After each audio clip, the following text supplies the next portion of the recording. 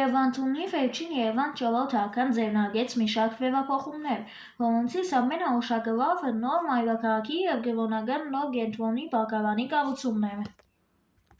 Երևանթաշատի կառուցմամբ երկրում ստեղծվեց երկիշխանություն, արքայի և քրմապետի։ Այս երկիշխանության պատճառով երկրի թուլացումն համընկավ Սելեկյան պետության նոր վերելքի հետ։ Անդիոքոս III փորձում էր վերականգնել Սելեկյան կայսրությունը, նա մեծ հայքում խորացրեց ներքին տարաձայնությունները։ Երևան չորրորդը պարտություն գրեց Անդիոքոսի հայ զորավարների, Արտաշեսի և Զարեհի ուժերի դեմ։ Հեղաշարժումից հետո Արտաշեսը նշանակվեց մեծ հայքի, իսկ Զարեհը ձոպկի ստրատեգոս։ Սելեկյաններն Հայաստանից հետո անցան Փոքր Ասիայի, Մակեդոնիայի և Եգիպտոսը գրավելու նպատակին, սակայն հաջողություն չունեցան։ Արևմուտքի նոր ուժը Հռոմը փոխեց տարածաշրջանի հավասարակշռությունը, և վերական ճակատամարտը տեղի ունեցավ Քրիստոսից առաջ 190 թվականին Մագնեզիա քաղաքի մոտ, որտեղ սելեկյանները պարտություն գրեցին։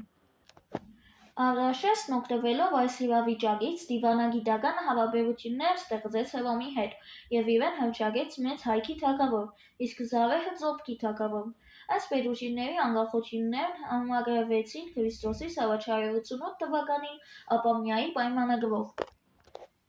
Երբ Արտաշես մեկը քար բարձրացավ, նա սկսեց զավթված տարածքների հետ նվաճումը և սահմանների ընդարձակմանը, և արշավանքների արդյունքում հետ գրավեց և Հայաստանին միացրեց զավթված բոլոր հայաբնակ տարածքները, որի արդյունքում եղավ հայ ժողովրդի մշակութային և լեզվական համախմբումը։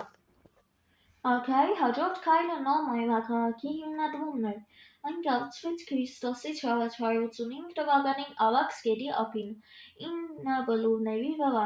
և անվանվեց արքայի անունով՝ Արտաշատ։ Շուտով Արտաշատը դարձավ Արաքսի հովտով դեպի Հնդկաստան, ինչպես նաև դեպի Սև ծով տանող առևտրային ճանապարհների հիմնական հանգույցը։ Արքան մայրաքաղաք տեղափոխեց մեծ թվով բնակչություն։ Այստեղ տեղափոխվեցին նաև աստվածների և նախնիների արձանները։ Բացի մայրաքաղաքից, Արտաշես արքան կառուցեց այլ քաղաքներ, և այս կերպ զարգացավ տնտեսական, մշակութային և քաղաքական կյանքը։ Արքան նաև հունարենի փոխարեն պաշտոնական լեզու դարձրեց արամերենը։ Արտաշես առաջինը հողերի վերապաշարում կատարեց և իր անունով սահմանագավեր տվեց գյուղերի և հակառակների միջև։ Նա այսպիսով հոգ էր տանում, որ ավագանու ներկայացուցիչներն իրենց տիրույթներն չընդարձակեն գյուղերի հաշվին։ Կարևոր վերափոխություն էր նաև թագավորությունը 120 վարչական շրջանների բաժանելը։